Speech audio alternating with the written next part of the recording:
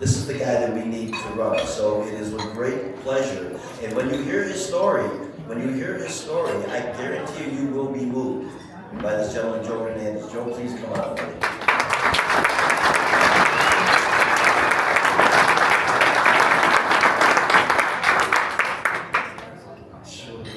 Oh my God, what an amazing chairman you have, this gentleman. Very, very lucky. Very lucky. I like to study history. If you read the concept of the original founding fathers and what they intended for government to be, there was this concept called the citizen legislator. And the concept is the following. The concept is you work in your community, you become a professional, doctor, lawyer, whatever it be, and then duty will call you, and you serve your society, your community, your city, and then you go back to the society you came from. This was the concept of our founding fathers, and this gentleman is a clear example of that service that we all are called from. But let me tell you this. Enough about him, let me talk about myself. So delighted to be here with all of you. Thank you for the warm hospitality. You know, I'm Cuban. I'm not used to this cold weather, but I acclimated because of your warm welcome, so thank you for that. So my story starts in a little town in Cuba. And by the way, I'm a Republican. People say Republicans are not welcoming of immigrants, and that is a fallacy. That is a fallacy.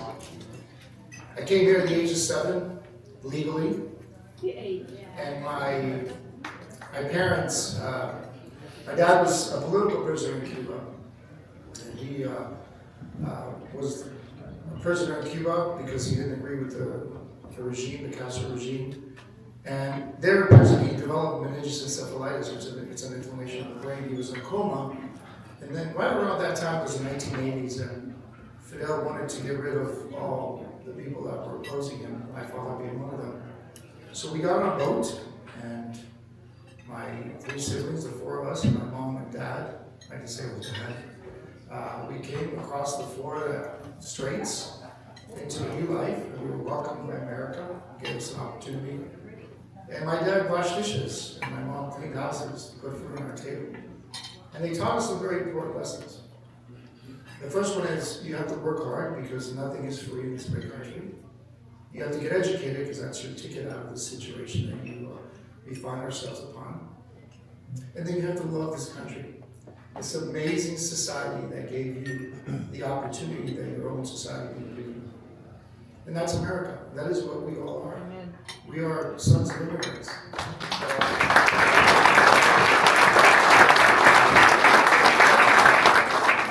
And then they said, well, at some point in your life, you got to pay your debts. And your debt is to serve this great society that gave you an opportunity. And that's what I'm doing by running for Comptroller. I am paying back this great society that has given us and me an amazing life.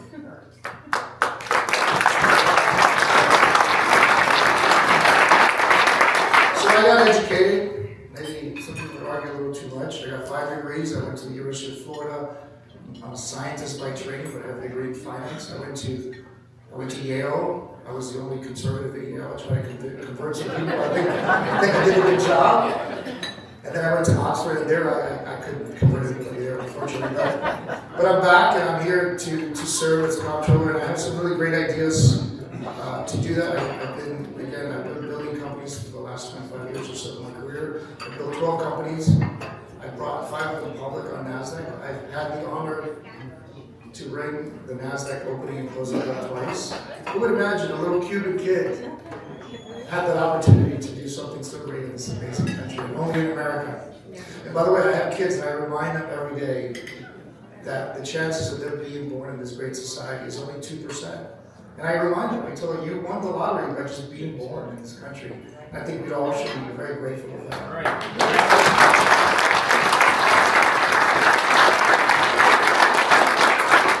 But let me tell you what I'm going to do with this office, because it's really important. It's an important role. The office of Comptroller is a very quiet, often overlooked role, but it's utterly important for 2 reasons.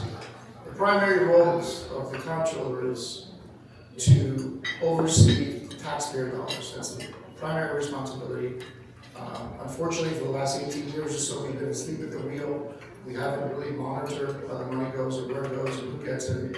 They're overpaid, and we're paying the wrong people. So we're going to stop that.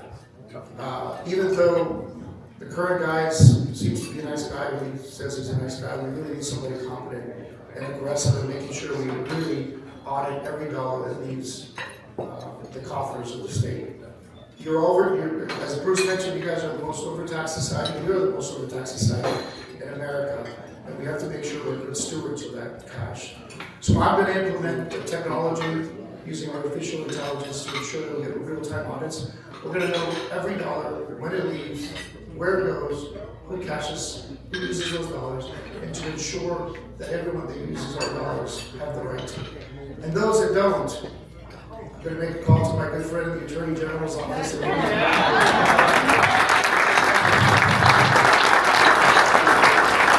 looks like a nice guy, but I wouldn't mess with him. We're gonna really make sure that we respect your hard-earned dollars, because that's what it's intended to be. The second thing we're gonna do is we're gonna invest in our great society, in parts of New York that have been overlooked because of politics, in areas like Oneida County, upper parts of New York, western parts of New York, the places that created General Electric, Remington, Kodak, Corning. These companies have transformed our society. They've transformed the world, and we have neglected these societies. We're not going to do that. So I have a plan called the Empire Investment Plan. We're going to set aside $10 billion of the pension fund, and we're going to invest in these regions. We're going to bring in technology. We're going to bring artificial intelligence. We're going to bring in biotechnology. We're going to bring advanced manufacturing, aerospace, next generations of energy. We're going to invest in these communities because these are the communities that have transformed America, and we're going to continue to do that moving forward. So that our kids can stay here, so that our kids don't have to move to the city or out of the state. We're going to make those big investments.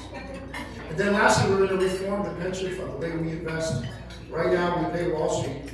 That can't be too critical because a lot of my friends that work on Wall Street, I work on Wall Street. But we pay them too much. We pay them $1.2 billion to manage their pension fund. And unfortunately, the returns have been dismal. We got a 5.8% return last year. If you do that on Wall Street, you get fired.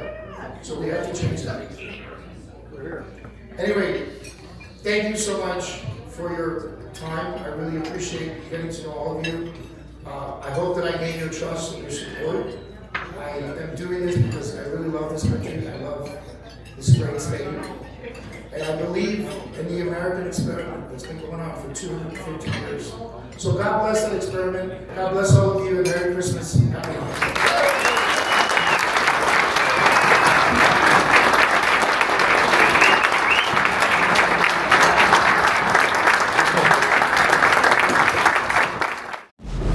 Be bold, be you, and let your soul shine.